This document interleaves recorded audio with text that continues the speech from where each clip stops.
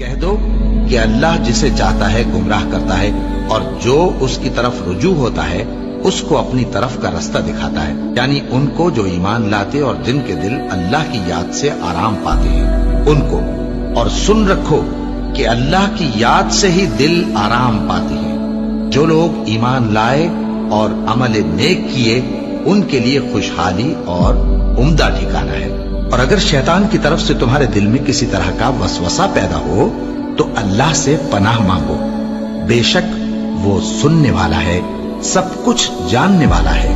جو لوگ پرہیزگار ہیں جب ان کو شیطان کی طرف سے کوئی وسوسہ پیدا ہوتا ہے تو چونک پڑتے ہیں اور دل کی آنکھیں کھول کر دیکھنے لگتے ہیں، اور جب قرآن پڑھا جائے تو توجہ سے سنا کرو اور خاموش رہا کرو تاکہ تم پر رحم کیا جائے، اور اپنے پروردگار کو دل ہی دل میں عاجزی اور خوف سے اور پست آواز سے صبح و شام یاد کرتے رہو، اور دیکھنا غافل نہ ہونا۔ پھر جب تم یہ نماز تمام کر چکو تو کھڑے اور بیٹھے اور لیٹے ہر حالت میں اللہ کو یاد کرو۔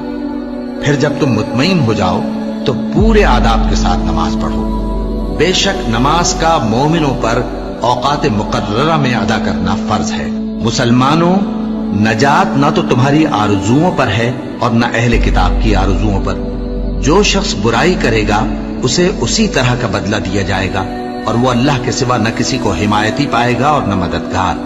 اور جو کوئی رحمان کی یاد سے آنکھیں بند کر لے یعنی تغافل کرے، ہم اس پر ایک شیطان مقرر کر دیتے ہیں تو وہ اس کا ساتھی ہو جاتا ہے، اور یہ شیطان ان کو رستے سے روکتے رہتے ہیں اور وہ سمجھتے ہیں کہ وہ سیدھے رستے پر ہیں، یہاں تک کہ جب وہ ہمارے پاس آئے گا تو اس شیطان سے کہے گا کہ کاش مجھ میں اور تجھ میں مشرق و مغرب کا فاصلہ ہوتا، تو برا ساتھی ہے۔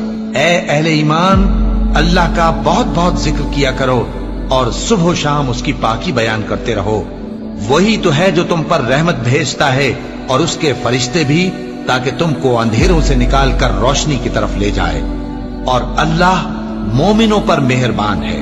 اور صبح و شام اپنے پروردگار کا نام لیتے رہو، اور رات کو بڑی دیر تک اس کے آگے سجدے کرو اور اس کی پاکی بیان کرتے رہو۔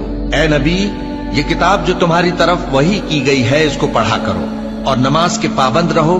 کچھ شک نہیں کہ نماز بے حیائی اور بری باتوں سے روکتی ہے، اور اللہ کا ذکر سب سے بڑا ہے، اور جو کچھ تم کرتے ہو اللہ اسے جانتا ہے۔ مومنو، جو پاکیزہ چیزیں اللہ نے تمہارے لیے حلال کی ہیں ان کو حرام نہ کرو، اور حد سے نہ بڑھو کہ اللہ حد سے بڑھنے والوں کو دوست نہیں رکھتا، اور جو حلال و طیب روزی اللہ نے تم کو دی ہے اسے کھاؤ، اور اللہ سے جس پر ایمان رکھتے ہو ڈرتے رہو۔ ایمان والو، شراب اور جوا اور بت اور پانسے یہ سب ناپاک کام اعمال شیطان سے ہیں، سو ان سے بچتے رہنا تاکہ تم کامیاب ہو جاؤ۔